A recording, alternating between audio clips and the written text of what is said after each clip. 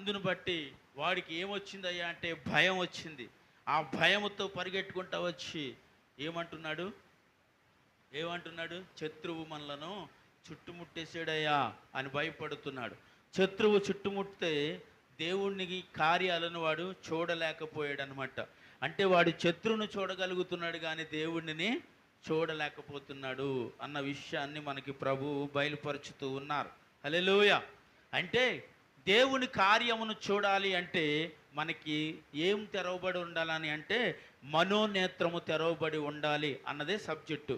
అందును బట్టి దేవుని సన్నిధిలో మనం ఉంటున్నాం. మన భక్తి, మన జీవితం, మన ఆలోచన, మన తలాంపు, మన నడవడిక అన్నిటినీ దేవుడికి నమ్మశకముగా మనం ఎంత బ్రతుకుతున్నప్పటికీ నేను ఒక విషయాన్ని చెబుతాను. నీవు మనోనేత్రమును సంపూర్ణంగా తెరవగలిగితేనే దేవుని చేసిన మహిమను నువ్వు చూడగలవు. అంటే దేవుని వాగ్దానాలు, దేవుని మహిమ, దేవుని కార్యాలు ఎన్నో నీ కళ్ళ ముందు ఉండే ఉన్నాయి. హల్లెలూయా అండి, ఎన్నో ఉండే ఉన్నాయి. నేను ఒక విషయం అడుగుతాను, దేవుని వాగ్దానము చేత నేను దేవుని సన్నిధిలో ఉన్నాను అని అన్నగలిగిన వారు మీ చేతులు చూపించండి. దేవుని వాగ్దానం చేత కదా. అంటే దేవుని వాగ్దానము అనగా దేవుడు మీకు ఇచ్చిన మాట. అది మీకు ఏ మాట ఇచ్చారో, ఏ మాటను మీకు బయలుపరిచారో, ఏ విషయాన్ని నేను నీకు చెయ్యబోతున్నాను, ఇదిగో నీకు ఇది ఇవ్వబోతున్నాను, ఇది నీకు నేను ఈ కార్యాన్ని నేను చెయ్యబోతున్నాను అని అన్నప్పుడు ఒకవేళ మనం ఆ కార్యము పట్ల మనకు ఒక ఆలోచన ఏంటి అంటే ఇది అవుతుందా అని ఆలోచన నేను అంటాను, అది మనోనేత్రము మూతపడిపోవటమే. హల్లెలూయా హల్లెలూయా. ఇది జరుగుతుందా, దేవుడు నాకు చెప్పాడు, దేవుడు చెప్పిన మాట ఉంది, దేవుడు చేసిన వాగ్దానం ఉంది అని ఒకవేళ మనం అనుకుంటూ ఒకవేళ ఇంకా నిరాశలో బ్రతికితే నేను అంటాను మన మనోనేత్రము మూతబడిపోయినది. హల్లెలూయా. ఒకవేళ దేవుడిచ్చినది ఇంకా నీ జీవితంలో ఆలస్యమైతే, దేవుడు చేయాల్సింది ఇంకా ఆయన చెయ్యలేదని నువ్వు అనుకుంటే నేను అంటాను మనోనేత్రమును తెరిచి మనం చూడాలి. ఆమేన్. ఏం తెరిచి చూడాలి? మనోనేత్రమును తెరచి, అంటే నీ కనులను తెరచి అని ఇక్కడ అన్నాడు. ఎప్పుడైతే ఆ కనులు తెరవబడిన వెంటనే అక్కడ దేవుడు సైన్యమునే చూశాడు. చప్పట్లు కొట్టు ప్రభు నామమును మహిమపరచాలని చెప్పండి. వాడి కనులు తెరవబడిన వెంటనే ఏం చూశాడు? దేవుని కార్యమును చూశాడండి. ఎందుకంటే ఆ కొండ చుట్టూ ఏమున్నాయంట? అగ్ని రథములు ఉన్నాయండి. అంటే యెహోవా సైన్యమే ఉంది. ఆమె హల్లెలూయా. దేవుని సైన్యమే ఉందండి. అంటే దేవుడు తన అగ్ని రథములను, తన సైన్యమును ఎవరికి కాపుదల పెట్టాడు? ఎవరికి కాపుదల పెట్టాడు అంటే ఇక్కడ ఎవరినైతే సాతానుడు ముట్టడి వేస్తున్నాడో వాడికి ముందుగానే దేవుడు కాపుదల పెట్టాడండి. ఆమేన్ హల్లెలూయా. ఎవరిపై సాతాను పనిచేస్తుందో, దాని ప్రభావితమును పనిచేస్తుందో వారి చుట్టూ ముందే దేవుడు కాపుదల పెట్టాడు. ఆమేన్ హల్లెలూయా. కానీ దేవుని కాపుదల అనగా దేవుడు తన సైన్యము తన చుట్టూ ఉన్నదని తన నేత్రమును తెరిచినవాడు కాబట్టి చూశాడు. ఆమేన్. ఒకవేళ తను కూడా చూడలేని వాడైతే ఆ కొండ దిగి ఇప్పుడు పారిపోవడానికి కూడా వాళ్ళకి అవకాశము లేదు. ఎందుకంటే దేవుడు సైన్యాన్ని చూసేవాడు కాకపోతే, దేవుడు సైన్యాన్ని చూసేవాడు ఎలీషా దేవుని సైన్యమును చూడలేకపోతున్నవాడు తన పనివాడు. నేను అంటున్నాను, ఇదిగో దేవుని పనివాలిగా ఉన్న మనము మన మనోనేత్రమును తెరిచి దేవుని కార్యాలు మనం చూడాలండి. ఆమేన్.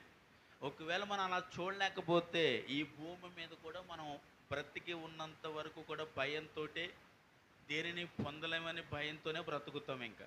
ఎందుకంటే దేవుడు ఇవ్వబోయేదేంటో మనము ముందుగానే మనకి దేవుడు చెప్పి ఉన్నాడు. ఆమేన్. దేవుడు చెప్పి ఉన్నాడు. ఇక్కడ ఆయనకి జరగబోతున్న ప్రమాదమును బట్టి దేవుడు తన సైన్యాన్ని తీసుకొచ్చి ఆ కోట చుట్టూ పెట్టి ఎలీషా గారికి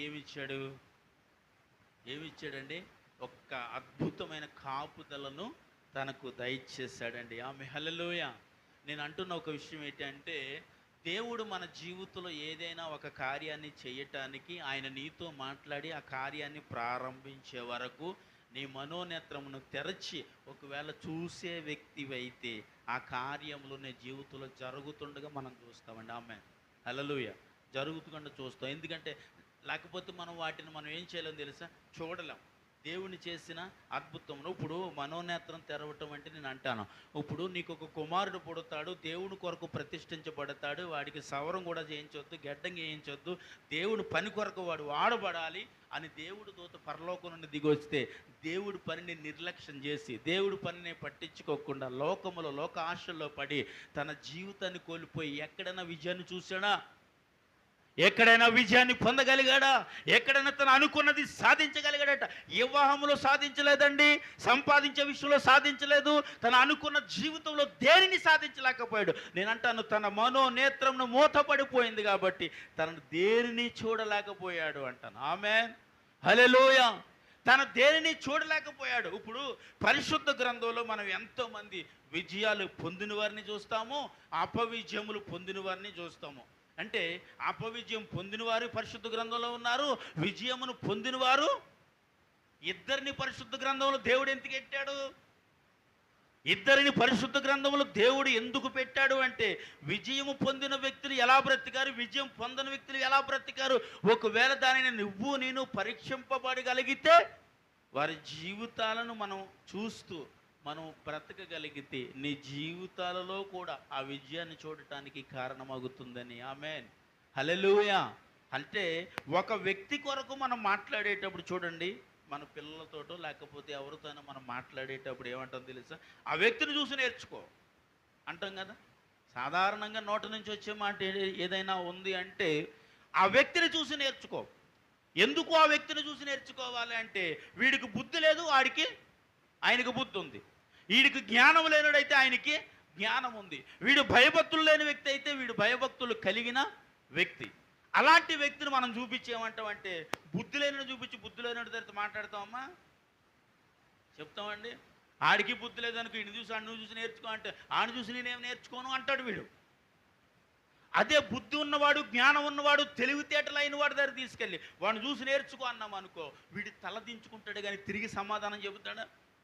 ఎందుకంటే వీడికంటే జ్ఞానవంతుడని, వీడికంటే బలవంతుడని, వీడికంటే తెలివైన వాడని, వీడికంటే మాటలలోనో అన్ని విషయాలలోనో ఒక ఉన్నతమైన తలాంపు కలిగిన వాడని వాడికి తెలియాలి ముందు. హల్లెలూయా. ఈరోజు నేను ఎవరైనా సరేనండి, మనము చూసి నేర్చుకోవటానికి కొన్ని ఉదాహరణమైన క్రియలు అనగా కొన్ని ఉదాహరణమైన వ్యక్తులను తీసుకొచ్చి పరిశుద్ధ గ్రంథంలో పెట్టినట్లు మనం చూస్తూ ఉన్నాము. అంటే నేను అంటున్నా, విజయం పొందిన వారిని ఎందుకు పెట్టావయ్యా, విజయం పొందిన వారిని ఎందుకు పెట్టావయ్యా అని ఈరోజు చాలామంది ప్రశ్నిస్తూ ఉన్నారు. అంటే పాపాల కొరకు ఎక్కువగా పరిశుద్ధ గ్రంథాల కొరకు ప్రశ్నిస్తూ ఉన్నారు. అంటే దీంట్లో పాపాలు ఉన్నాయని, దీంట్లో పాపకరమైన పరిస్థితులు ఉన్నాయని, లోకం ఉందని, లోక సంబంధమైన ఉన్నవని ఎంతోమంది దీని కొరకు అవమానంగా మాట్లాడుతున్నవారు చాలామంది ఉన్నారు. నేను ఒక విషయాన్ని చెబుతున్నాను. ఎందుకు ఇందులో పాపం చేయవారిని ఉంచాడు, పరిశుద్ధులను ఉంచాడంటే పాపం చేసిన వారి పరిస్థితి ఏంటి, పాపము చేయకుండా దేవుడి కొరకు బ్రతికిన వారి పరిస్థితి ఏంటి చూడటానికి ఒక ఉదాహరణ మనకు ఒక వ్యక్తి కావాలి ఇక్కడ. అదే అంటున్నాం, ఇగో వీడిని చూసి నేర్చుకో, ఇగో ఈమెను చూసి నేర్చుకో, ఈ వ్యక్తిని చూసి నేర్చుకో. ఆ మాట్లాడే విధానం ఏంటి, ఆ నడవడికేంటి, ఆ తలాంపేంటి అని ఒక వ్యక్తిని మనం తిట్టాలి అంటే మరొక వ్యక్తి ఇక్కడ కావాలి. నీ కుటుంబంలో కావచ్చు, నీ ఇంటిలో కావచ్చు, ఎక్కడైనా నువ్వు ఎక్కడికి వెళ్ళినా సరే ఒక వ్యక్తి అక్కడ జ్ఞానం కలిగిన వాడు, బలవంతుడు, నీతిమంతుడు, యథార్థవంతుడు ఒక మనిషి ఉండగలిగితేనే మరొక జ్ఞానం లేని వ్యక్తిని మనం ఏం చేయగలము, సరి చేయగలము. వారిని చూపించి సరి చేయగలము. వారిని చూపించకపోతే వాడు సరికాడు. ఎందుకంటే ఎలా ఉండమంటావు నన్ను అంటాడు. ఎలా ఉండమంటావు అంటే ఎలా ఉండాలో నీకు నచ్చిన విధానం కలిగిన ఒక వ్యక్తి ఎదుర్కొంటూ ఉండాలంతే. అప్పుడు ఆ వ్యక్తి దగ్గర తీసుకెళ్ళి ఏం చేయాలి, ఇగో ఈ మాట ఎలా మాట్లాడతాడు చూడు, నీ నోటి మాట ఎలాగుంది, ఇగో వీడు చేసే పని చూడు, నువ్వు చేసే పని ఏంటి అని ఇలా తన తల్లి అయినా తన తండ్రి అయినా లేకపోతే ఎవరైనా బాధ్యత కలిగిన ఒక వ్యక్తిని పాడైపోతూ ఉంటే చూడలేక ఒక వ్యక్తిని నిలవబెట్టి మాట్లాడే మాటలు అనమాట. హల్లెలూయా. అంటే ఎప్పుడైతే మనం ఇలా గద్దిస్తామోనండి, నేను అడిగిన దానికి ఒక మాట ఏంటంటే, ఓ పనికి మాలోనో చేతగానో దేనికి ఎందుకు లేనో ఒకవేళ అలాంటి తీసుకొచ్చి ఈయన చూసి నేర్చుకో అన్నాం అనుకో, ఏమంటాడమ్మా, ఆయన చూసి నేనేమో నేర్చుకోను, నేనే నయం ఆడి మీద అంటాడు. అంతే కదా, నేనే నయం ఆడి మీద. అయ్యి బాబు ఆడు ఇలాగండి, ఆమె ఇలాగండి అంటారు. ఎందుకంటే ఒక బాగోలేని వ్యక్తిని చెప్పాలంటే, బాగోలేని వ్యక్తిని మనం గద్దించాలంటే ఒక బాగున్న వ్యక్తి అక్కడ ఉండాలండి. హల్లెలూయా. అప్పుడే మనం ఆ వ్యక్తి దగ్గర తీసుకొచ్చి ఏం చేయాలి, ఇదిగో ఈ వ్యక్తిని చూసి నేర్చుకో అన్నప్పుడు వాడు తల వంచి ఆలోచింపజేస్తాడు. అవును, నిజమే కదా నేను ఇలా ఉన్నాను, నిజమే కదా నేను ఇలా మాట్లాడుతున్నాను, నిజమే కదా నేను చేయకూడని పని నేను చేస్తున్నాను అని వాడికి ఆలోచింపజేయాలంటే అక్కడ అలాంటి ఒక వ్యక్తి చూపించగలగాలండి. స్తోత్రం, హల్లెలూయా. అలాంటి ఒక వ్యక్తిని చూపించగలగాలి. కాబట్టి పరిశుద్ధ గ్రంథములో పాపము చేయని వారిని కూడా ఇక్కడ పెట్టి, అరే పాపం చేసిన వారు ఇలా నశించిపోయారు, పాపము చేయని వారు ఇలా ఆశీర్వదింపబడ్డాడు, ఆమేన్, హల్లెలూయా అని దేవుడు మనకి చెప్పటానికి, దేవుడు మనల్ని గద్దించటానికి ఇక్కడ పాపులను ఉంచాడు, పాపము చెయ్యని వారిని ఉంచాడండి. ఆమేన్ చెప్పండి. బలవంతుడైన సంసోనును ఉంచాడు, బలహీనుడైన యోసేపును ఉంచాడు. ఎందుకంటే వాళ్ళని చూసి నేర్చుకోవటానికండి. హల్లెలూయా, హల్లెలూయా. ఇప్పుడు నేను ఒక విషయంలో నేను ఆలోచన చేస్తూ ఉంటున్నాయా, దావీదు గారికి ఎక్కడికి వెళ్ళినా విజయం లేదన్న స్థలం లేదు. ఎక్కడికి వెళ్ళినా విజయాన్ని సంపాదించగలిగాడు, ఎక్కడికి వెళ్ళినా అద్భుతాలు చూడగలిగాడు. దావీదు పేరు వింటే భయపడే వ్యక్తులను చూసాను తప్ప దావీదు ఎవడు అనేవాడు ఒక్కడే ఉన్నాడు, ఆడు కూడా నశించిపోయాడు, మీకు తెలుసు. హల్లెలూయా. దావీదు ఎవడని అడిగినవాడు, దావీదు ఎవడు ఆడు నన్నేం చేయగలడని అడిగినవాడు ఎవడు పరిశుద్ధ గ్రంథంలో ఉండడు. కానీ ఒకే ఒక్కడు ఉన్నాడు, నాబాలు. వాడిని కూడా దేవుడు ఏం చేసేసాడు, మొత్తేశాడు. ఎందుకంటే తాను యందు భయభక్తులు కలిగిన వారు ఎదుట ఎవరిని నిలవలేకుండా చేయగలిగిన దేవుడు అండి నువ్వు నమ్ముకున్న దేవుడు. ఆమేన్, హల్లెలూయా. అలాంటి ఒక గొప్ప దేవుడి అంగీకరించబడిన దావీదు ఎక్కడికి వెళ్ళినా విజయాన్నే చూడగలిగాడు. ఎక్కడికి వెళ్ళినా ఒక పేరు, ఎక్కడికి వెళ్ళినా ఒక కీర్తు, ఎక్కడికి వెళ్ళినా ఒక అద్భుతమైన నామకరణ చేయబడిన వ్యక్తి దావీదు భక్తులండి. హల్లెలూయా.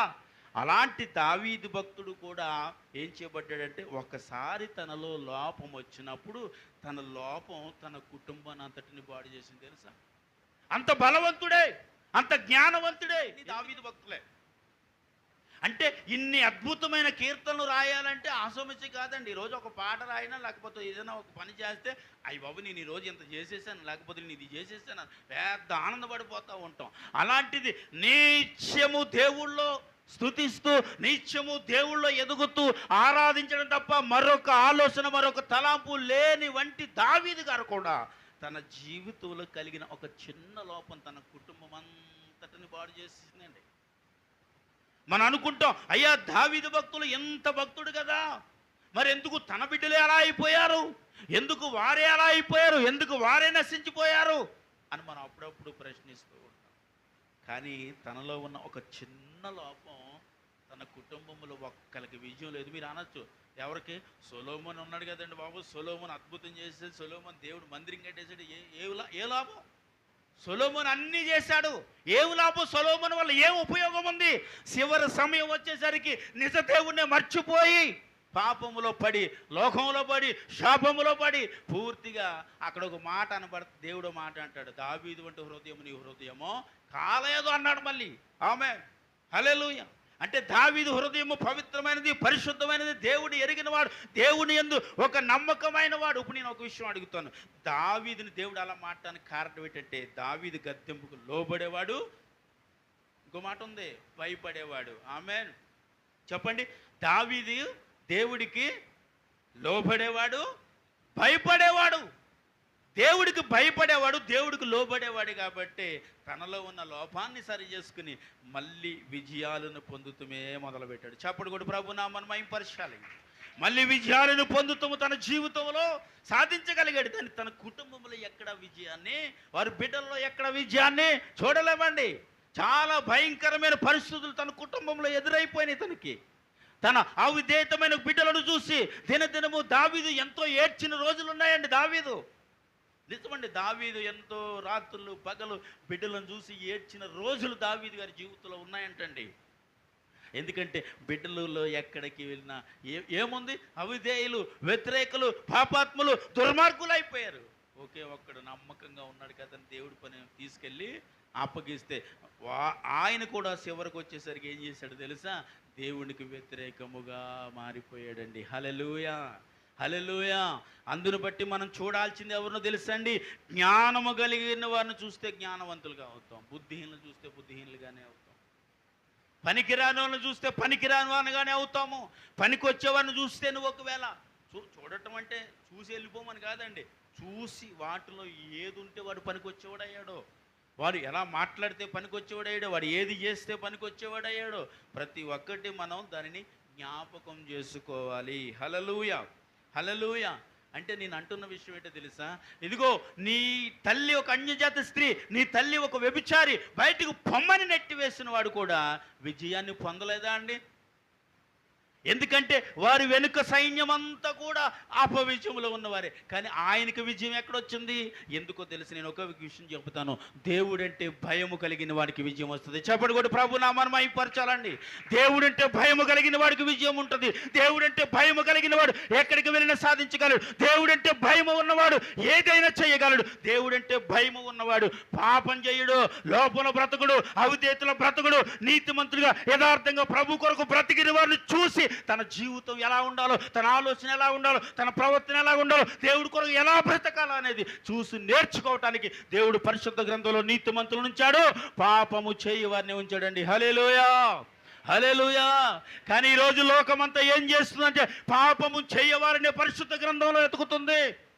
పాపము చేయవారినే, వాళ్ళలో లోపమున్నదనే పరిశుద్ధ గ్రంథము భూత గ్రంథం అనే ఈరోజు చాలా మంది ఎతుకుతున్నారంటే నేను అంటాను, నీ మనోనేత్రమును తెరిచి చూడు, నీ ఆలోచనను తెరిచి చూడు, నీ తలాంపులను తెరిచి చూడు. పరిశుద్ధమైన ఆలోచనతో, పరిశుద్ధమైన తలాంపులతో దేవుడి వాక్యమును ఒకవేళ నువ్వు జ్ఞానిస్తే నువ్వు తప్పుగా దాన్ని అర్థం చేసుకోవు అంటాను. హల్లెలూయా, హల్లెలూయా. ఇది అర్థం కాకపోవటమే మనుషుల జీవితం పాపాత్ములుగా మారిపోవడానికి కారణమైందండి. హల్లెలూయా. ఈరోజు లోకంలో ఉన్న చాలామంది దీని కొరకు అవమానకరంగా మాట్లాడుతున్నారంటే నేను ఒక విషయాన్ని చెబుతాను, దానిని అర్థం చేసుకునే విధానం వారికి తెలియట్లేదు. దేవుడి వాక్యాన్ని ఎలా అర్థం చేసుకోవాలో వారికి తెలియట్లేదు. అందును బట్టి ఈ పరిశుద్ధ గ్రంథాన్ని అర్థం చేసుకోక ఈరోజు చాలామంది అనేకులను అవమానంగా చూస్తూనే ఉన్నారు. నేను అంటాను, పరిశుద్ధ గ్రంథాన్ని, హల్లెలూయా, పరిశుద్ధ గ్రంథాన్ని ఈరోజు అవమానంగా చూస్తున్న వాళ్ళ విషయం ఇదిగో దానిని అర్థం చేసుకోవటానికి ప్రయత్నం చేసి చదువుతున్నాం. దీన్ని అర్థం చేసుకోవడానికి చదివిన వాళ్ళు ఎంతోమంది మారిపోయారండి. హల్లెలూయా. నిజమండి. దీన్ని ఏంటి అసలు ఇందులో ఏముంది అని ఎంతోమంది పరీక్షించడానికి ఈ పరిశుద్ధ గ్రంథం పట్టుకున్నవారు, ఎంతోమంది పరిశుద్ధ గ్రంథం కొరకు ఈరోజు బోధిస్తున్న వాళ్ళు ఉన్నారు.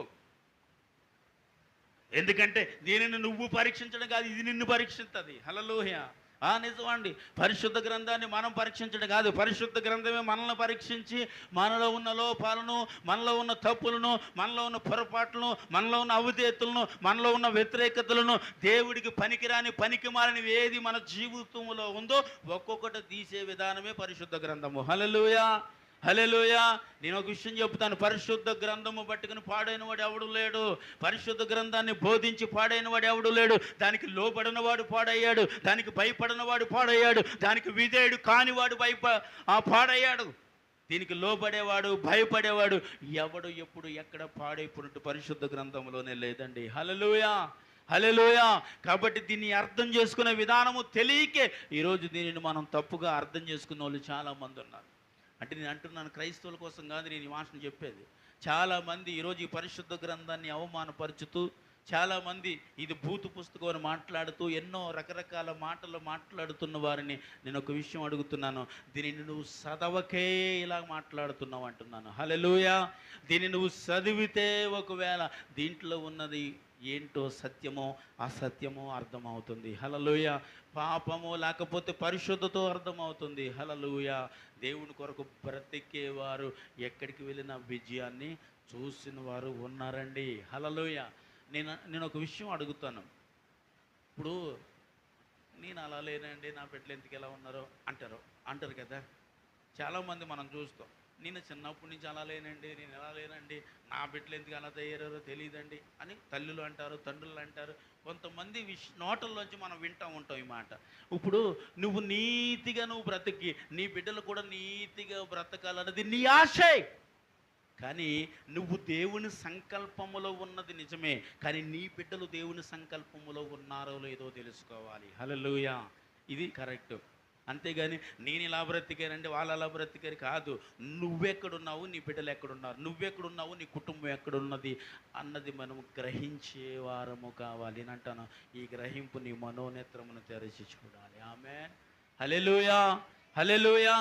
ఎందుకంటే తన తల్లిదండ్రులతో చెప్పాడు, దేవుడి కొరకు అద్భుతంగా వాడబడాలమ్మా, బంధింపబడిన ఇశ్రాయేలు ప్రజలు విడిపించాలమ్మా అని. కానీ మాట వినలేదు, ఆయన మాట వినలేదు, దేవుడికి భయపడలేదు, దేవుడికి లోపడలేదు, నచ్చినట్టు బ్రతికాడు.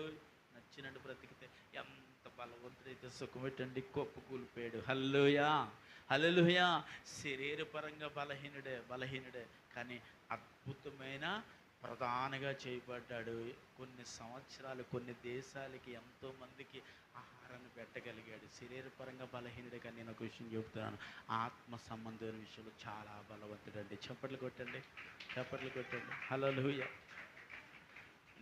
నేను చెప్పే విషయం ఒకటే, నువ్వు శరీరపరంగా బలవంతురాలు అయితే సరిపోదు.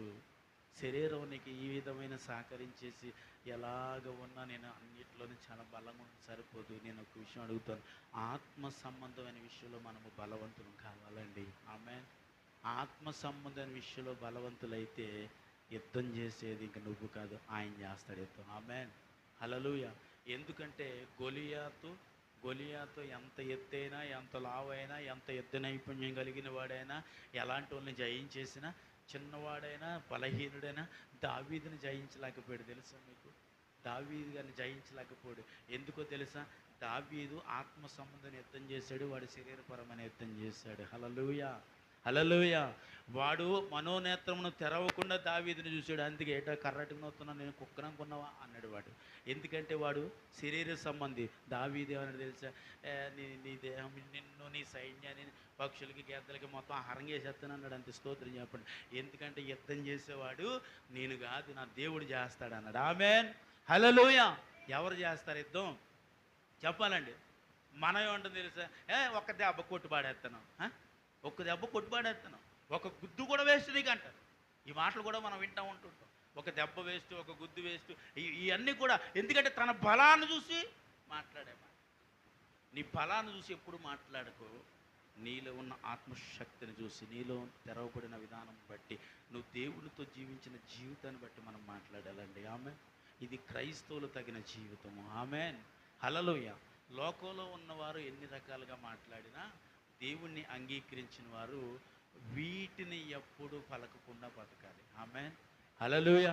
ఎప్పుడు నువ్వు వీటిని, నీ బలాన్ని, లేకపోతే నీ ధనాన్ని, నీ బలాన్ని, నీ జనగాన్ని చూపించి ఎప్పుడు మాట్లాడద్దు. నీ దేవుని చూపించి మాట్లాడాలి. ఆమేన్, హల్లెలూయా. నేనైతే అన్న మాట క్రైస్తవులకి తగ్గదు అనే విషయం ప్రతిరోజు ఎప్పటికప్పుడు మీకు చెబుతూ ఉంటాను నేను.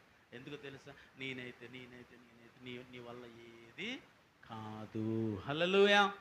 ఎవనికి సాధ్యం అంటే నువ్వు అంగీకరించబడిన దేవునికే సాధ్యము. ఆమేన్. అప్పుడు నువ్వు అనాల్సింది, నా దేవుడైతే ఇది చేయగలడు, నా దేవుడైతే ఇది ఇవ్వగలడు, నా దేవుడు.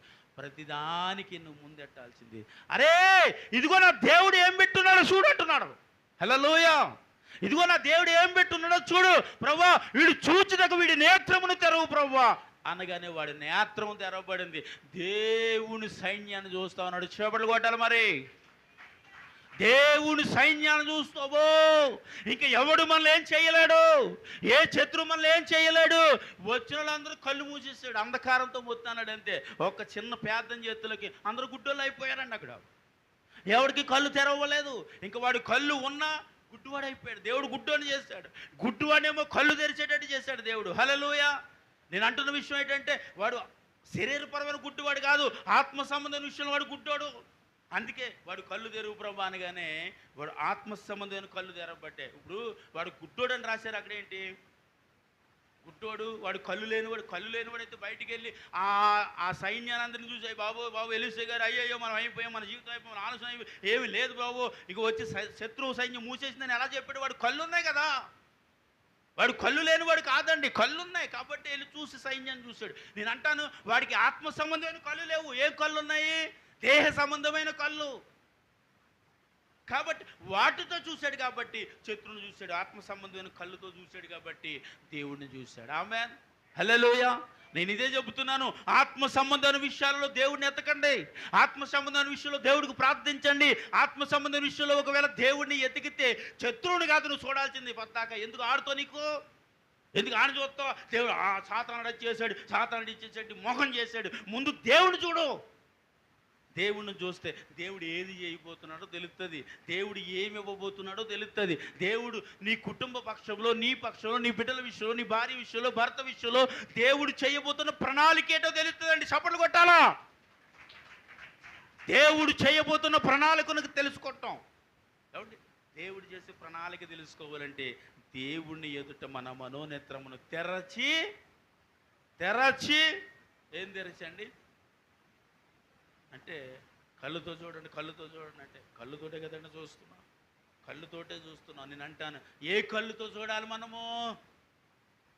ఆత్మ సంబంధమైన కళ్ళతో చూడాలండి. హల్లెలూయా.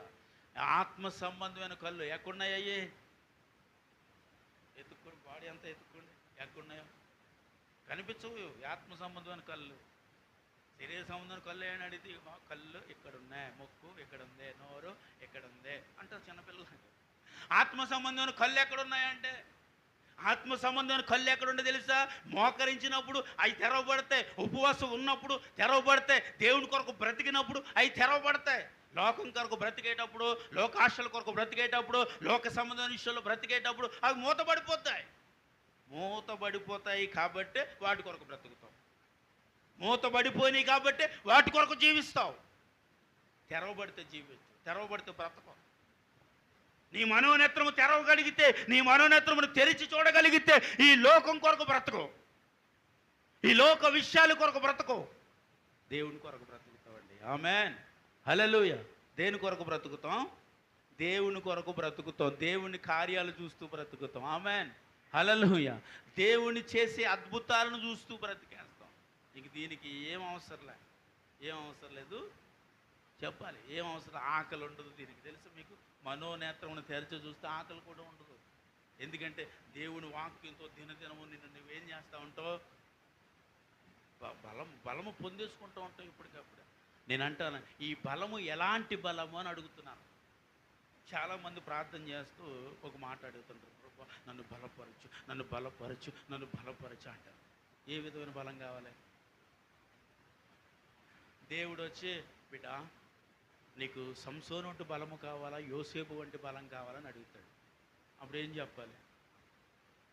సంసోను వంటి బలము దేన్ని జయించి నాకు ఉపయోగపడుద్ది? అసలు లోకాన్ని కూడా జయించలేకపోయింది సంసోను బలం. కానీ ఎక్కడికి వెళ్ళినా అంటే ఒక పచ్చి దవడ ఎముక తీసుకుని 1000 మందిని కొట్టి చంపేశాడు.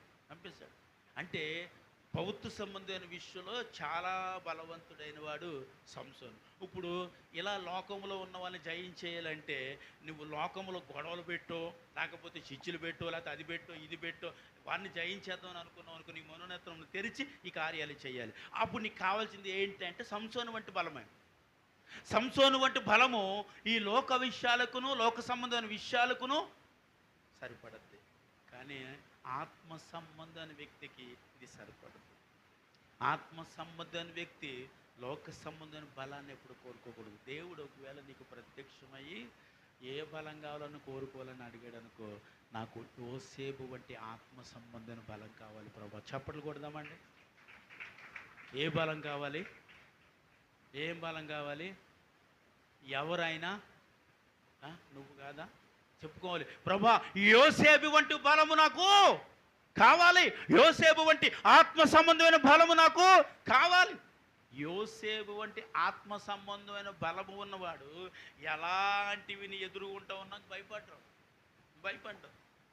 ఎందుకంటే యోసేపు కళ్ళ ముందు తన జీవితంలో జరిగినవి మహాభయంకరమైన పరిస్థితులు యోసేపు బయట వాళ్ళతోటి పెట్టేటి, ఇంట్లో వాళ్ళు బట్టే ఎదుర్కొన్నాడు యోసేపు గారు. అవునండి, ఇంట్లో వాళ్ళు పెట్టే బయట వాళ్ళ కంటే ముందు ఎవరు ఎక్కువైపోరు ఆయనకి? అన్నదమ్ములే. తన ఇంట్లో ఉన్న అన్నదమ్ములే అవమానపరిచి, తన ఇంట్లో ఉన్న అన్నదమ్ములే ఈడు దేవుడు వాగ్దానం అంటున్నాడు, దేవుడు దర్శనం అంటున్నాడు, అసలు ఈడే లేకపోతే దేవుడు దర్శనమే ఉండదు.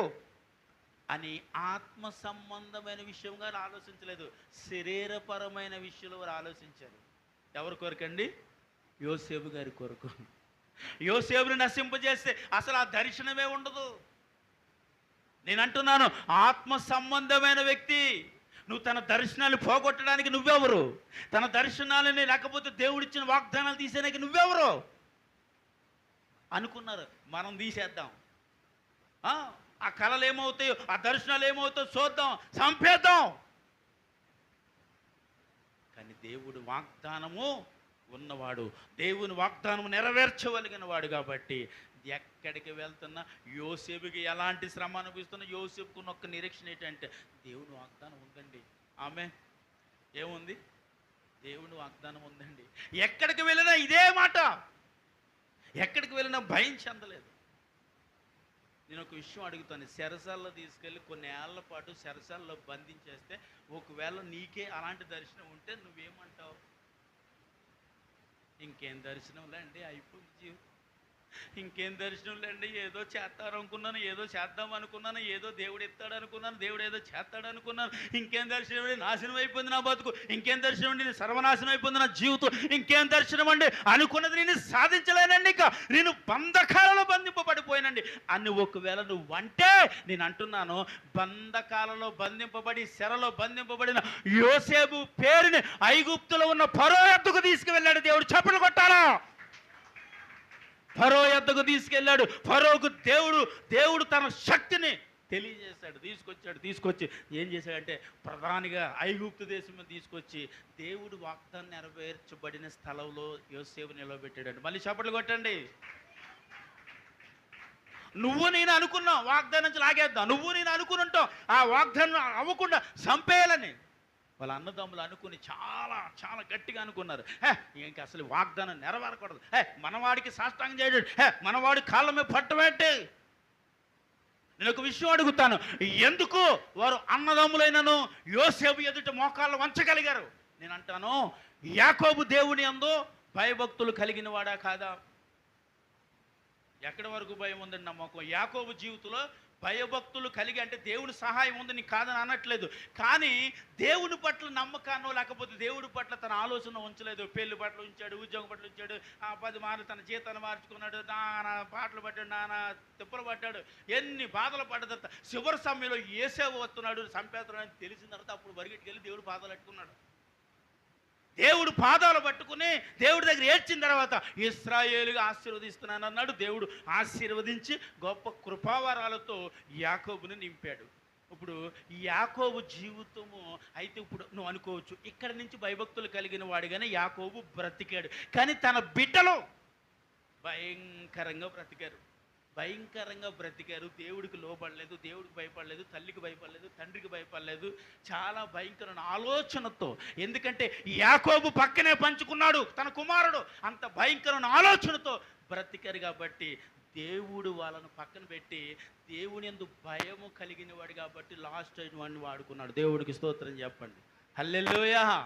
దేవుడంటే భయము కాబట్టి, దేవుడి పట్ల నమ్మకస్తుడు కాబట్టి, తల్లికి లోబడినవాడు, తండ్రికి లోబడినవాడు, అన్నదమ్ములు అంత భయంకరంగా ఆలోచన చేస్తున్నా వాళ్ళకు కూడా లోబడినవాడే.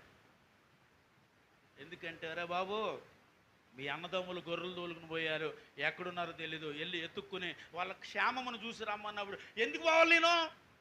ఒక రోజైనా వాళ్ళు నన్ను తమ్ముడు అని పిలిచారా? ఒక రోజైనా నన్ను మంచిగా చూసారా? ఒక రోజైనా తమ్ముడు రా ఆడుకుందాం అన్నారా? ఒక రోజైనా రా నువ్వు అది ఇదని ఎప్పుడైనా తమ్ముడితో అందంగా అన్నగారు మాట్లాడారా? ఎప్పుడు లేదు. అంటే ఎప్పుడు తనతో అలాంటి అన్యోన్య సహవాసము లేని తన అన్నదమ్ముల కోసం తండ్రి చెబితే ఎత్తుక్కుంటా వాళ్ళని చూడడానికి పోయాడు. చూడండి ఎంత దీన మనసు. ఇప్పుడు నేను ఒక విషయం అడిగినా, అదే ఇలాంటి అన్నదమ్ములు నీ ఇంట్లో ఉంటే నువ్వేమంటావు? ఇప్పుడు అన్నాను కదా, ఎందుకు వెళ్ళాలి నేను వెళ్ళనండి, ఎందుకంటే వాళ్ళు నన్ను పట్టించుకోరు, వాళ్ళు నన్ను చూడరు, వాళ్ళు నాతో సరిగ్గా మాట్లాడరు, వాళ్ళు నాతో మాట్లాడరు, అలాంటి వాళ్ళ దగ్గరికి నేను ఎందుకు పోవాలి, ఎందుకు వెళ్ళాలి, ఎందుకు వాళ్ళు క్షేమంగా ఉన్నారో లేకపోతే ఎలాంటి పద్ధతిలో ఉన్నారో నాకు అవసరమా, నేను బాను, నేను ఆడుకోవాలి అన్నాడు యోసేపు? అనలేదండి. ఎవరిని వెతుక్కుంటూ వెళ్ళాడు? కానీ అతన్ని అన్నదమ్ములు వెతుక్కుంటూ వెళ్ళాడు కాబట్టి భయంకరమైన పరిస్థితి యోసేపు గారికి వచ్చిందండి, కొట్టి గుంట్లో పాడేశారు. తీసుకొచ్చి అమ్మేశారు, ఐగుప్తు దేశానికి బానిసగా అమ్మేశారు. అంటే ఎందుకో తెలుసా, తన పట్ల వాళ్ళకున్న విషపు ఆలోచన అది. తన పట్ల ఉన్న ఆ భయంకరమైన ఆలోచన. ఎందుకంటే యోసేపుకి ఏం చేయాలని? సాష్టాంగం చేయాలి, నమస్కరించాలి, అది ఆయన దర్శనం. కాబట్టి అసలు దానినే లేకుండా చెయ్యాలని భయంకరమైన ఆలోచన చేస్తే దేవుడికి ఎలాంటి ఆలోచన ఉంది యేసు పట్ల? నమ్మకమైన వాడు, నీతిమంతుడు, యథార్థవంతుడు, పవిత్రంగా పరిశుద్ధంగా నా కొరకు బ్రతుకుతున్నవాడు, లేకపోతే నా వాగ్దానంలో ఉన్నవాడు, నేను తీర్మానం ఎన్నో చేసి ఉన్నాను, అలాంటి వాడు ఎలా ఉండాలని కోరుకున్నాడు? ఐగుప్తు దేశంలో ప్రధానిగా ఉండాలి. ఉండకపోతే యాకోబు ఉన్న 11 మంది బిడ్డలు వచ్చి ఎలా మోకరిస్తారు చెప్పండి? తన అన్నదమ్ములు వచ్చి మోకరించాలంటే యోసేపు ఎక్కడ ఉండాలి? ఒక ఉన్నతమైన స్థానంలో ఉండాలి. అడుక్కు తినే స్థితిలో ఉంటే యాకోబు బిడ్డలు వచ్చి ఎలా మోకరిస్తారండి? హల్లెలూయా! మోకరిస్తారా? నాకంటే దీనిని ఇప్పుడు, నాకంటే ఇలా ఇప్పుడు, నాకంటే అలా ఇప్పుడు, ఇంకా ఎగతాళి చేస్తారు. కానీ ఎలా మోకరిస్తారు? మోకరించాలంటే దేవుని దర్శనాన్ని బట్టి ఏం చేయబడాలి? వాళ్ళకంటే ఒక ఉన్నతమైన స్థానంలో ఉండాలండి. ఆమేన్, హల్లెలూయా, హల్లెలూయా. ఇప్పుడు ఒక విషయం ఏంటంటే, ఆ ఐగుప్తు దేశం వెళ్ళటం వలన కొన్ని దేశాలకు ఆహారం పెట్టి నాయకుడు అయ్యాడండి. ఆమేన్, హల్లెలూయా. కొన్ని దేశాలకు ఎంతోమందికి ఆహారాన్ని పెట్టి పోషించగలిగిన స్థితి యోసేపుకు దేవుడు దేవుడు ప్రణాళికలో ఉన్నాడు. కాబట్టి ఐగుప్తు తీసుకెళ్ళి అక్కడ బహుగా ఆశీర్వదిస్తే యాకోబున్న కానాను దేశంలో కరువు వచ్చేసింది. ఇప్పుడు రావాలి, ఎందుకంటే దేవుని వాగ్దానం ఇది. ఆమేన్, హల్లెలూయా. చెప్పాలి ఉజ్జీవముగా, హల్లెలూయా. ఏమొచ్చిందండి? కానాను దేశములోనే కరువు కలిగించాడు దేవుడు. అంటే ఒక సమృద్ధి గల దేశములో, ఒక సమృద్ధి గల పట్టణములో కరువు రావటానికి, ఆ ఒక్క దేశంలో కరువు రావటానికి, నేను బైబిల్ చదివిన అల్లా ఒక మాట అనుకుంటాను, ప్రభువా యాకోబు ఉన్న దేశంలో కరువు రావటానికే ఇన్ని దేశాలకు కరువు ఇచ్చావన్నమాట. హల్లెలూయా. నిజం. మనోనేత్రమును తెరిచి ఆలోచన చేద్దాం మనం ఒక్కసారి. ఎందుకంటే దేవుని విషయానికే లోబడి బ్రతికిన యోసేపు దీవించబడాలి. వాళ్ళ అన్నగారులు వచ్చి మోకరించాలి అంటే ఆ అన్నగారు ఉన్న దేశం ఒక్కటే కాదండి, ఆ చుట్టుపక్కల ఉన్న దేశాలన్నింటి కరువు చేసేసాడు అంతే దేవుడు. హల్లెలూయా, హల్లెలూయా. ఎందుకంటే దేవుని పట్ల అలాంటి ఒక నమ్మకమైన వ్యక్తిగా తన జీవితాన్ని మనం చూస్తూ ఉన్నామండి. ఆమేన్, హల్లెలూయా, హల్లెలూయా. మనం సారమ్మ తల్లిని కూడా చూసినప్పుడు, సారమ్మ తల్లిని కూడా వారి ప్రయాణంలో వెళ్ళేటప్పుడు ఒక దేశంలో ఏమైంది చెప్పండి? రాజు పట్టి తీసుకొచ్చి ఇంట్లో పెట్టి అబ్రహాముని బయట వదిలేశాడు, సారమ్మనేమో తీసుకొచ్చి ఇంట్లో పెట్టాడు. కానీ ఆ ఐగుప్తు దేశములో ఎక్కడైతే సారమ్మ ఉందో ఆ దేశములో ఉన్న వారందరికీ గర్భఫలం ఏం చేయబడిందంట? మూసేసాడు. ఇప్పుడు నాకు అనిపిస్తూ ఉంటుంది, అంతమంది గర్భఫలాలు మూసేసే బదులు సారమ్మకు ఒక గర్భఫలం ఇస్తే సరిపోదా? కానీ నాకేమనిపించిందంటే, ఆ సమయానికి ఆ గర్భం తెరవబడే వరకు ఆ ప్రాంతంలో ఉన్న వాళ్ళ గర్భాలే మూసేసాడండి నా దేవుడు. చప్పట్లు కొడదామండి. అంటే దేవుడు ఎంత గొప్పవాడో చూడండి. తన బిడ్డలను అవమాన పొందకుండానట్లు సారమ్మను చూసి అనేకులు అవమానపరుచుతారు. మరి గుడ్రలు, ఇంత వయసు వచ్చింది ఇంకా పిల్లలు లేరంట, అలాంటిదని ముఖం చూస్తే తప్పండి, అలాంటిదని ముఖం చూస్తే పాపండి అని ఎవరైనా ఒకవేళ అంటే సారమ్మ ముఖం దించుకుంటే అది దేవుడికి అవమానంగా ఎంచుకున్నాడు. ఇప్పుడు నిన్ను చూసి కూడా ఎవరైనా ఒకవేళ ఇలా మాట్లాడితే ఆయన ఏమనుకుంటాడు తెలుసా? ఆయన నీ పక్షాన ఉన్నవాడైతే నువ్వు అవమానం పొందుతుంటే ఆయన అవమానం పొందినట్లుగా ఫీల్ అవుతాడు అక్కడ. హల్లెలూయా. అందుకే ఆయనను నమ్మినవాడు ఎన్నడూ సిగ్గుపడని చెప్తున్నాడు పౌలు భక్తులు. ఎందుకు సిగ్గుపడడు అంటే ఆయనను నమ్మిన వారిని సిగ్గుపరచడండి. ఈమెకి గర్భము లేక అనేక గర్భాలు మోయగలిగిన దేవుడు ఈమె ఒక గర్భఫలం తెరవలేడా? కానీ తగిన కాలమున తగిన సమయమున ఆమెకు గర్భము రావాలి. ఆ వృద్ధాప్యం ఆమె గర్భఫలం తెరవబడితే కదా ఈరోజు ప్రపంచం యావత్తు ఆశ్చర్యపడే విషయం అది. నేను ఆశ్చర్యపడే విషయం జరగాలి అంటే ఆ సమయం రావాలి. ఆమెకి వచ్చే వరకు ఆ చుట్టుపక్కల ఉన్న వాళ్ళు గర్భఫలాలన్నీ మూసేసాడు నా దేవుడు. అనిపిస్తూ ఉంటుంది. దేవుడి వాగ్దానం మన జీవితంలో నెరవేరటానికి మనం మనోనేత్రం ఒకవేళ తెరిచి బ్రతికితే, ఒకవేళ వాటిని కనిపెట్టుకుంటూ ఏం చూడకండి లోకంలో ఉన్న వాటిని, లోక సంబంధమైన వాటిని చూడకండి. ఆత్మ సంబంధమైన విషయంగా నీవు దేవుని ఎదుట ఒక్కసారి చూసుకో. ఒక్కసారి అలా దేవుని ఎదుట నీవు చూస్తే నేను అంటాను, బలవంతుడైన సంసోను అపవిజయం పొందడేమో కానీ బలహీనుడైన యోసేపు అపవిజయం పొందలేదండి. చప్పట్లు కొట్టండి. బలహీనుడైన యోసేపు ఏం పొందలే? అపవిజయాన్ని పొందలేదు, విజయాన్ని పొందాడు. ఆమె హల్లెలూయా, విజయాన్ని పొందాడు, అద్భుతమైన విజయాన్ని పొందాడు. అప్పుడు వచ్చి వాళ్ళ అన్నదమ్ములు ఏం చేశారండి?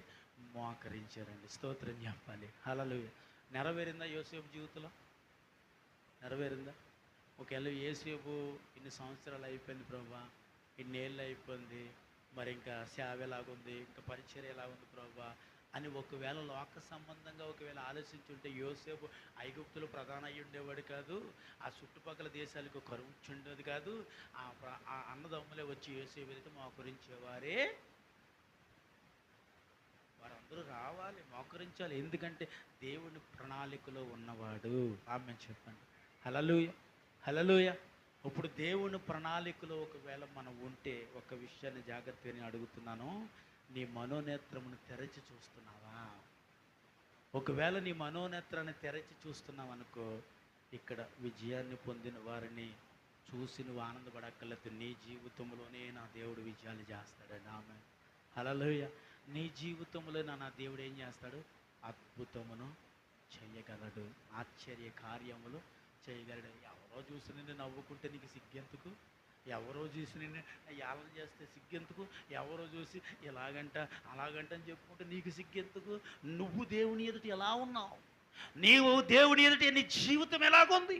నీవు దేవుని ఎదుట నీ ఆలోచన ఎలాగుంది? ఒక్కసారి వాటిని జ్ఞాపకం చేసుకుని బ్రతకేయండి. ఎక్కడికి వెళ్ళినా నీకు ఏముంటుంది? దావీదు ఎక్కడికి పోయిననో దేవుడి ఆయనకి ఏమైనాడు? చప్పట్లు కొడితే చెప్పండి, ఆయనకి దేవుడు తోడే ఉన్నాడు. ఆమేన్, హల్లెలూయా. ఎక్కడికి పోయినను అంటే ఎక్కడికి పోయినా అంటే మరి దావీదు తప్పు చేశాడు కదండి అని అంటారు. దావీదు తప్పు చేశాడు, కానీ తప్పును ఒప్పుకున్నవాడు. ఆమేన్, హల్లెలూయా. ఏం చేసినవాడండి? ఇక్కడ భక్తులు ఉన్నారు ఇంతమంది, ఎవడైనా ఒక్కడైనా ఒప్పుకున్నవాడు చూసారా మీరు? ఇవి ఒప్పుకోరు. ఇప్పుడు దావీదు కంటే ముందు రాజు ఎవరు? సౌలు. మరి సౌలు తప్పు ఒప్పుకున్నాడా? ఒప్పుకోలేదు. ఏమయ్యా ఎందుకు దహన బలి అర్పించేసావంటే, అయ్యయ్యో మీరు రావడం ఆలస్యం అయిపోతుంది కాబట్టి, యుద్ధానికి వెళ్ళాలి కాబట్టి, నా బిడ్డలు సమస్య వెళ్ళిపోతున్నారు కాబట్టి దహన బలి అర్పించేశాను. సరేలే యుద్ధం చేసి వచ్చావు, ఏంటి వెనకాల ఏ అరుస్తున్నాయంటే, అబ్బాయి ఏముందండి, అందులో కొంత బాగున్న వాటిని కొవ్వున వాటిని యెహోవాకు దేని కొరకు తీసుకొచ్చాను? అర్పణగా అర్పించుటకు తెచ్చాను. ఒప్పుకున్నావా? ఆయన వచ్చి ఆయన అడుగుతున్నప్పుడు ఒకవేళ ఏం చేసావయ్యా, ఎందుకు యుద్ధం చేసావయ్యా, ఏం తీసుకొచ్చావయ్యా, ఏం చేస్తున్నావు అని అడిగినప్పుడు, తప్పు చేశానండి, యుద్ధం చేశాను, మీరు రాకుండా వెళ్ళిపోయాను, బలి అర్పించేశాను, ఆ యుద్ధంలో తేకూడదు శపితమైన వాటిని తెచ్చుకున్నాను, వెనకాల పెట్టుకున్నాను అన్న నిజాన్ని ఒకవేళ ఒప్పుకొని ఉంటే ఆయనే రాజుగా ఉండిగా. ఒప్పుకోలేదు, కప్పేసుకుంటున్నాడు, దాచేసుకోవద్దు. నువ్వు చేస్తున్న వాటిని దేవుడు ప్రశ్నించినప్పుడు, దేవుడు మాట్లాడినప్పుడు, దేవుడు అడుగుతున్నప్పుడు వాటిని ఆ ప్రశ్నకు నువ్వు సమాధానం ఇవ్వాలంటే వెంటనే ఏం చేయాలా? చెప్పాలి, ఒప్పేసుకోవాలండి.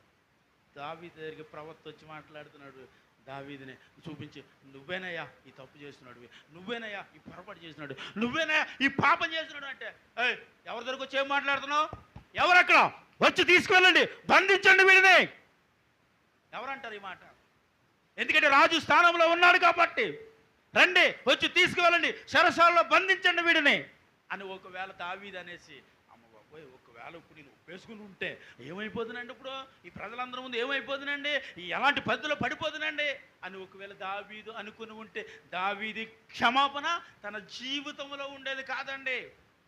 వెంటనే సింహాసనం దిగి వచ్చేసాడు, వెంటనే మోకాలేసేసి, బాబు తప్పు చేసాను బాబు, హల్లెలూయా హల్లెలూయా. వెంటనే ఆ మాట చెప్పిన వెంటనే దేవుడి చేత క్షమింపబడ్డాడు. 50 కీర్తన రాయితూ 7 చేతాడు, బాబు ఎమ్మకంట తెల్లగా గడిగి నీ ఆత్మనాన్ని తీసేకు, నీ సన్నిధి నుండి తోలివేయకు 7 చేతాడు. ఇక రాజు స్థానంలో ఉండే ఎందుకు 7 చేస్తాం? అదొకటి పోతే ఏటే ఎంత ఉంది, రాజ్యం ఉంది, పరిపాలన ఉంది, డబ్బు ఉంది, బంగారం ఉంది, బోడి మంది పేట్లు ఉన్నారు, ఏటే నీకు దావీదు ఎందుకు అలాగే ఏడు చేస్తాం? ఎవడో కూడా అనే ఉంటాడు దావీదు గారితో. ఈరోజు చాలామంది నేను అడుగుతున్న ఒక విషయము, ఇలాంటి పరిస్థితుల్లో ఒకవేళ పడిపోతే ఉన్నదాన్ని బట్టి తన జీవితాన్ని కప్పేసుకుంటారేమో కానీ బయటికి రారు, చెప్పరండి, మోకరెచ్చరు, ఏడవరు. దేవుడి దగ్గర ఏడ్చాడు, దావీదు దగ్గర సింహాసనం దిగొచ్చేసాడు, రాజు స్థానాన్ని వదిలొచ్చేసాడు. వదిలొచ్చేసి దేవుడు పాదాలు పట్టుకుని ఏడుస్తుంటుంటే దేవుడు దావీదుని క్షమించి ఉన్నాడండి. స్తోత్రం చెప్పాలి. హల్లెలూయా, హల్లెలూయా. నేను అడుగుతున్నది ఒక విషయము, నీ మనోనేత్రమును తెరవాలి అంటే దేవుణ్ణి ఎదుట మనము ఒప్పుకోవాలి. ఎవరు ఒప్పుకోవాలి నిన్ను? చెప్పండి. దేవుడు నిన్ను ఒప్పుకోవాలి. మనుషులు ఒప్పుకున్నారండి, వాళ్ళు ఒప్పుకున్నారండి, పర్లేదు అన్నారండి, నీకేం కాదులే అన్నారండి, అన్నీ నేను చూసుకుంటాను కదా అన్నారండి, బాబు నాకు చాలా ధైర్యం వచ్చిందండి, మొహం అవన్నీ అవుతుంది. దేవుడు ఒప్పుకున్నాడా? దేవుడు ఒప్పుకునేటట్టు నీ జీవితాన్ని దేవుడు పాదాల దగ్గర పెట్టేసావా? ఒకవేళ అలా పెట్టేస్తే దేవుడు నిన్ను ఒప్పుకుంటే ఈ ప్రపంచంలో ఎక్కడికి వెళ్ళినా సాధించేస్తావు బిడ్డ. చప్పట్లు కొట్టా బిగ్గరగా. ఈ ప్రపంచంలో ఎక్కడికి వెళ్ళినా సాధించేస్తావు, ఎక్కడికి వెళ్ళినా విజయాన్ని పొందేస్తావు. ఎప్పుడు? మన మనోనేత్రమును తెరచి, చెప్పాలి, తెరచి చూసినప్పుడు మనోనేత్రమును ఈ యుగ సంబంధమైనది ఏం చేసిందని రాయబడి ఉంది? మూసివేసిందంట. అంటే ఈ మనోనేత్రమును మూసివేయబడటానికి కారణము నువ్వు తెరచి దానిని ఆలోచింపజేసే వ్యక్తిగా లేవు. ఒకవేళ తెరచే వ్యక్తిగా ఒకవేళ నువ్వు ఉంటే నేను ఒక విషయాన్ని చెప్తున్నాను. దావీదే ఒక్కడే కాదు, ఎలాంటి బలహీనలు ఎంత అలాంటి వాళ్ళు బలవంతులు పడిపోయారని ఒకవేళ నువ్వు అనుకోవచ్చు. పడిపోయిన ప్రతి ఒక్కడు దేవుని పాదాలు పట్టుకున్న వాడి విజయాన్ని పొందుకున్నాడు. ఆమేన్, హల్లెలూయా. కాబట్టి ఈరోజు ఇదే బాధ ఎక్కువైపోయింది. పడిపోయావా, పర్లేదు, దేవుడు క్షమించేస్తాడు. ఏం కాదు, దేవుడు పద్దాకా నువ్వు పడిపోయిన ఏడుస్తూ ఉంటే ఏమవ్వదు నీకు. దేవుడు అంటే దేహంలో ఆత్మ పెట్టినప్పుడే ఒప్పుకోవాలి అనేది నా సంకల్పం, నా ఆలోచన, నా బోధ. అంటే దేవుడు నిన్ను ఒక్కసారో రెండుసార్లు నీ జీవితంలో వచ్చిన పొరపాటుని దేవుడి దగ్గర పెట్టి ఇంకా అలాంటి పొరపాటు రాకుండా చూసుకుంటానని అంటే నీకు విజయం. పద్దాక పడిపోతే వెళ్ళి బాబు తప్పు చేసిన విజయం, బాబు తప్పు చేసిన విజయం దావుదని నీ మొఖం ఏముండదు. ఒక్కసారో రెండుసార్లు ఇక నీ జీవితాన్ని అలా రాకుండా నేను నీవే ఏం చేసుకోవాలి? ప్రతిష్ఠించుకోవాలండి దేవునికి. ఆమె హల్లెలూయా. నాకు ఒక విషయం చెబుతాను. ప్రతిష్ఠించుకోవలసిన వ్యక్తి అనగా గుర్తొచ్చేది సేవకుడు కదా. నేను ఒక విషయం చెప్పనా, ప్రతిష్ఠించబడినది ఒక సేవకుడే కాదు, సంఘము కూడా కావాలి. ఆమేన్, హల్లెలూయా. నిజం, ప్రతిష్ఠించబడినవాడు ఒక్క సేవకుడైతే తన మాత్రమే ఒకవేళ ఆ దేవుడి కొరకు బ్రతకగలడేమో. ఒకవేళ సంఘము కూడా అలా ప్రతిష్ఠించుకోకపోతే ఇలాగా కూడా బ్రతికేస్తారు. అలా బ్రతకూడదు. నీ సేవకుడు ఒక్కడే ప్రతిష్ఠించబడ్డా అని నువ్వు అనుకోకూడదు. మా అయ్యగారు ప్రతిష్ఠించబడితే చాలండి, మా అయ్యగారు బాగుంటే నీ ముఖం. మీ అయ్యగారు ప్రతిష్ఠించబడటం కాదు, నీవును దేవుడి కొరకు ప్రతిష్ఠించబడే వ్యక్తివి కావాలి. ఆమేన్, హల్లెలూయా. ఎందుకు ఈ మాట చెబుతున్నానంటే ఎలీసా అక్కడే చూసి, నేను చూశాను కదా చాలే, ఆడు చూడకపోతే ఏంటని అనుకున్నాడా? నేను చూశాను, ఏం పర్లేదురా, నువ్వు భయపడకో, దేవుడు మనకు తోడుగా ఉన్నాడు అన్నడా? ఏం కాదులే, దేవుడు మనకు తోడుగా ఉన్నాడు, ధైర్యంగా ఉండో అన్నాడా? ఎందుకంటే తను ఏది చూస్తున్నాడో తన పనివాడు కూడా చూడాలనుకున్నాడు. తన దేవుడు చేసిన కార్యం ఏంటో, ఆ కార్యం తన జీవితంలో దేవుడు ఏం చేశాడో అది తన పనివాడు కూడా చూడాలని అనుకున్నాడు. కాబట్టి ఎలీషా గారు అన్నాడు, కళ్ళు తెరిచేటట్లుగా చూడు, దేవా వాడి కళ్ళు తెరువు. దీనికి అర్థం నేను ఒకటే చెప్తున్నాను, నీ సేవకుడు ఒకడే ప్రతిష్ఠించబడటం కాదు, మీరును అనగా సంఘము కూడా వారిని వారు ప్రతిష్ఠించుకోవాలి దేవుని యొక్క. ఆమేన్, హల్లెలూయా. అప్పుడే ఆ సంఘము, లేకపోతే ఆ కుటుంబము, ఆ ప్రాంతము, లేకపోతే నీ ఇల్లే అద్భుతంగా ఉంటుందండి. ఆమేన్ చెప్పండి. హల్లెలూయా, హల్లెలూయా. నిజంగా చెప్తున్నాను, సేవకుడు ప్రతిష్ఠించుకోవటం కాదు, సంఘముగా మిమ్మల్ని మీరు దేవునికి ఏం చేసుకోవాలి? ఈ వచ్చిన దానికి అదే అర్థం ఇస్తుంది నీకు. నిన్ను నీవు దేవుడి కొరకు ప్రతిష్ఠించుకోవాలి. ఎప్పుడైతే దేవుడి కొరకు నిన్ను నీవు ప్రతిష్ఠించుకుంటావో అక్కడ ఆయనకు పొందిన ఘనత నీకు ఉంటుందండి. ఆమె హల్లెలూయా. అప్పుడు ఎలీషా చూసిన అదే నేత్రంలో ఆయన చూశాడు కాబట్టి ఇప్పుడు ఆయనకు ఎంత దేవుడి మహిమను చూడగలిగాడో ఆ పనివాడు దేవుడి మహిమను అలాగే చూడగలిగాడండి. స్తోత్రం చెప్పండి. యాజకుడు దేవునితో మాట్లాడటం, దేవుడు దర్శించడం, దేవుడు ప్రార్థించటం, యాజకుడు ఒక్కడే కాదు, సంఘమంతా అది అనుభవించాలి. ఆమె హల్లెలూయా. ప్రతి ఒక్కరూ దేవుడి కొరకు తాను ప్రతిష్ఠించుకోవాలి. ఆ ప్రతిష్ఠించమైనది అది దేవునికి ఇష్టపూర్వకమైన ప్రతిష్ఠ కావాలి. ఆమె హల్లెలూయా. హల్లెలూయా. అది ఎలాంటి ప్రతిష్ఠ అండి? ఇష్టపూర్వకమైన ప్రతిష్ఠ. ఎవరికి ఇష్టం? అది నీ ఇష్టపూర్వకమైనది కాదు, దేవునికి ఇష్టమైన ప్రతిష్టత నీవు చేసుకోవాలి. అంటే దానికి అర్థం ఏంటో తెలుసా? దేవుడికి నచ్చినట్లు నిన్ను నీవు ఎలా ఉండాలో ప్రభువును అడిగి ప్రతిష్ఠించుకోవాలన్నమాట. ఆమేన్. హల్లెలూయా. అంటే దేవుడిని అడిగి ప్రతిష్ఠించుకోవటం అంటే ఒక విషయం చెబుతాను. ఇప్పుడు కయ్యేను ఏబేలు ఇద్దరు కలిపి దేవునికి బలి అర్పించినప్పుడు ఆ బలిని అంటే ఆ ప్రతిష్టతను, ఎవరు ప్రతిష్టతను దేవుడు అంగీకరించాడు? ఏబేలు ప్రతిష్టతను దేవుడు అంగీకరించాడు. అంటే కయ్యోను ప్రతిష్టతను దేవుడు అంగీకరించలేదు కాబట్టి ఆ గబగబగా పరిగెత్తుకుని పోయి, అరే ఏబేలు, నాకు ఒక మంచి గొర్రెపిల్లి, తర్వాత ఇంటికి వెళ్ళాక చూద్దాం, దేవుడు నా ప్రతిష్టతను అంగీకరించలేదనే మనసు వీడుకుందా? నాకు అనిపించింది. ఎందుకంటే వాడు అక్కడే ఇంకా గొర్రెలు ఉన్నాయి కాబట్టి అందులోంచి వాడు తీసి ప్రతిష్ఠించవచ్చు. ఎందుకంటే తన తమ్ముడు ప్రతిష్ఠిత దేవుడు అంగీకరించాడు కాబట్టి.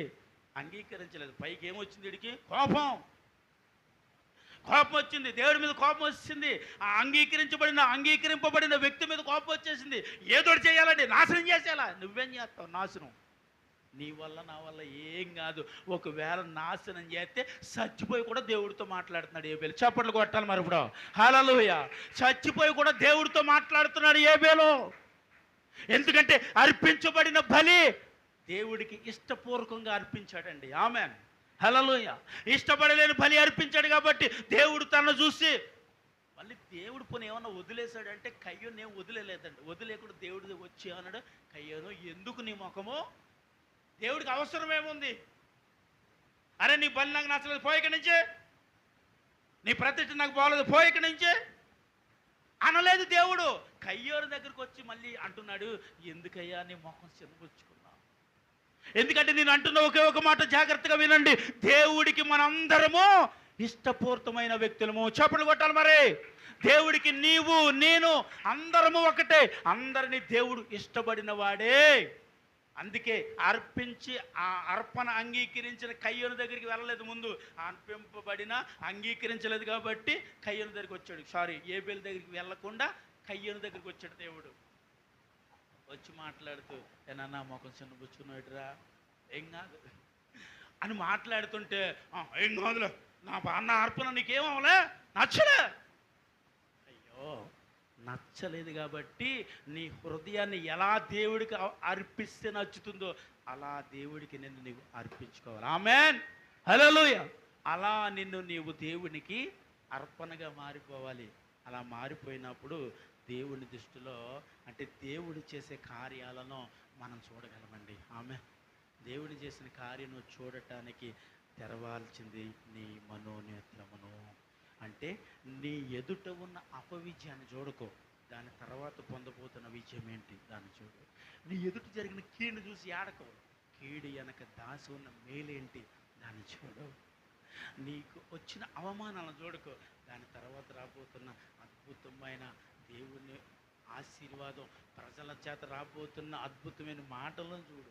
అంటే వాటిని జరగబోతున్న వాటిని చూడు. ఊరుకుండా ఏం చూస్తాం కానీ వాటిని ఏం చూస్తాం మనం? లేనట్లు ఏం చూస్తాం? ఉన్న వాటిని చూడలేకపోతున్నాం. ఉన్న వాటిని నీ శరీర సంబంధమైన నేత్రాలతో చూస్తేనే అంటాం, లేని వాటిని ఆత్మ సంబంధమైన నేత్రాలతో చూడటమే క్రైస్తవ లక్షణం అండి. ఆమె హల్లెలూయా. లేచి నిలబడతాం. సమయం ఏంటండి? సకల ఆశీర్వాదములకు కారణభూతుడా నా కన్న తండ్రి, నీకు కృతజ్ఞతాస్తుతులు చెల్లిస్తూ ప్రార్థిస్తూ ఈ దినము నాయన మమ్మల్ని అందరినీ మీ చేతులకి అప్పగిస్తున్నాను. ఇంతవరకు నీ సన్నిధిలో నాయన నీ మనోనేత్రానుకున్న విలువ, ప్రాముఖ్యత ఎంత గొప్పది అనేది మాకు వివరణ దయచేశారు. అందును బట్టి మీకు నేను కృతజ్ఞతాస్తుతులు చెల్లిస్తూ ఉన్నాను తండ్రి.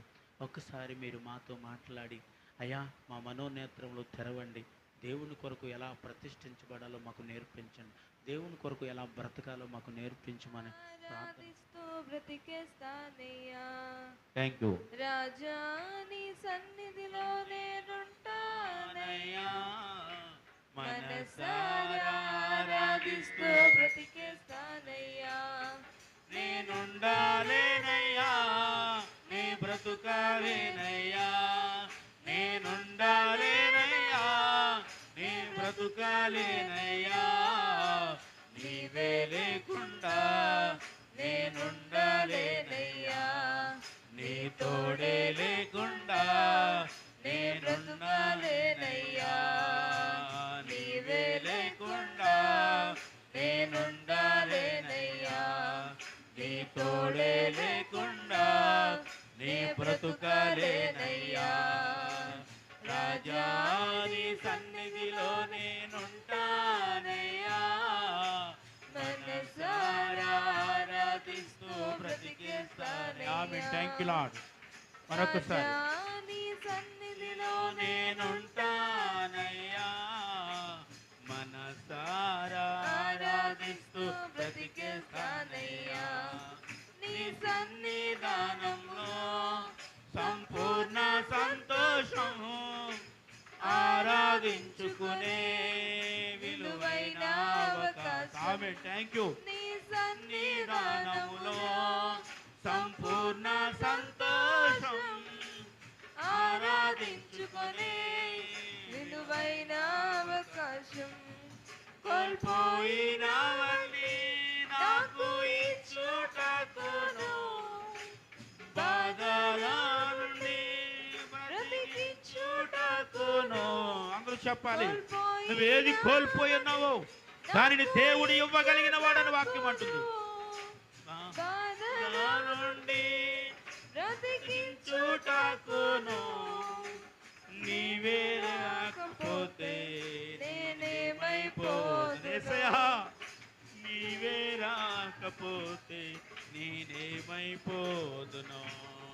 నేనుండాలేనయ్యా, నీ బ్రతుకాలేనయ్యా, నేనుండాలేనయ్యా, నీ బ్రతుకాలేనయ్యా, నీవే లేకుండా నేనుండాలేనయ్యా, నీ తోడే లేకుండా నీ బ్రతుకాలేనయ్యా, నీవే లేకుండా నేనుండాలేనయ్యా, నీ తోడే లేకుండా నే బ్రతుకాలేనయ్యా. రాజా నీ సన్నిధిలో నేనుంటానయ్యా, మనసారా ఆరాధిస్తూ బ్రతికేస్తానయ్యా. ఒంటరి పోరు నన్ను విసిగించిన మనుషులెల్లరూ నన్ను తప్పుబట్టిన, ఒంటరి పోరు నన్ను విసిగించిన మనుషులెల్లరూ నన్ను తప్పుబట్టిన, ఒంటరి వాడే 1000 మంది అన్నావు, నేనున్నానులే భయపడకు అన్నావు. యేసయ్యా నీకు స్తోత్రములు నాయన, కనికర సంపన్నుడా నీకు స్తోత్రం. నేనున్నానులే భయపడకు అన్నావు, నేనంటే నీకు ఇంత ప్రేమ ఏంటయ్యా. యేసయ్యా నేనంటే నీకు ఎంత ప్రేమ ఏంటయ్యా. నేనుండాలేనయ్యా, నీ బ్రతుకాలేనయ్యా. యేసు నేనుండాలేనయ్యా, నీ బ్రతుకాలేనయ్యా, నీవే లేకుండా నేనుండాలేనయ్యా, నీ తోడే లేకుండా నీ బ్రతుకాలేనయ్యా, నీవే లేకుండా నేనుండాలేనయ్యా, నీ తోడే లేకుండా నీ బ్రతుకలేనయ్యా. రాజా నీ సన్నిధిలో నేనుంటానయ్యా, మనసారా ఆరాధిస్తూ బ్రతికేస్తానయ్యా. రాజా నీ సన్నిధిలో నేనుంటానయ్యా, ఆరాధిస్తూ బ్రతికేస్తానయ్యా. ఊపిరాగే వరకు నీతోనే జీవిస్తా, ఏ దారిలో నడిపినా నీ వెంటే నడిసొస్తా. ఆమేన్. ఊపిరాగే వరకు నీతోనే జీవిస్తా, ఏ దారిలో నడిపినా నీ వెంటే నడిచొస్తా. విశ్వానికి కర్త నీవే నా గమ్యము, నీ బాటలో నడుచుట నాకెంతో ఇష్టం. మరొకసారి విశ్వానికి కర్త నీవే నా గమ్యము, నీ బాటలో నడుచుట నాకెంతో ఇష్టము. నిన్ను మించిన దేవుడే లేడయ్యా. ఆమేన్. నిన్ను మించిన దేవుడే లేడయ్యా. నేనుండాలేనయ్యా, నే బ్రతుకలేనయ్యా, నేనుండాలేనయ్యా, నే బ్రతుకలేనయ్యా. నీవే లేకుండా నేనుండాలేనయ్యా, నీ తోడే లేకుండా నీ బ్రతుకలేనయ్యా. రాజా నీ సన్నిధిలో నేనుంటానయ్యా, మనసారా ఆరాధిస్తూ బ్రతికేస్తానయ్యా. రాజా నీ సన్నిధిలో నేనుంటానయ్యా, మనసారా ఆరాధిస్తూ బ్రతికేస్తానయ్యా. నేనుండాలేనయ్యా, నీ బ్రతుకలేనయ్యా. చెప్పండి అందరూ.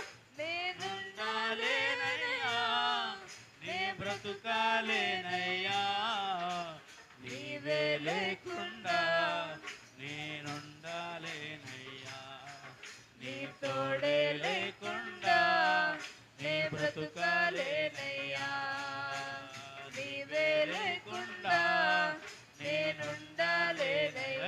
హల్లెలూయా. నీ తోడే లేకుండా నీ బ్రతుకలేనయ్యా, నీవే లేకుండా నేనుండాలేనయ్యా, నీ తోడే లేకుండా నీ బ్రతుకలేనయ్యా. హల్లెలూయా. చెప్దాం. నేనుండాలేనయ్యా, నీ తోడే లేకుండా నీ బ్రతుకలేనయ్యా, నీవే లేకుండా నేనుండాలేనయ్యా,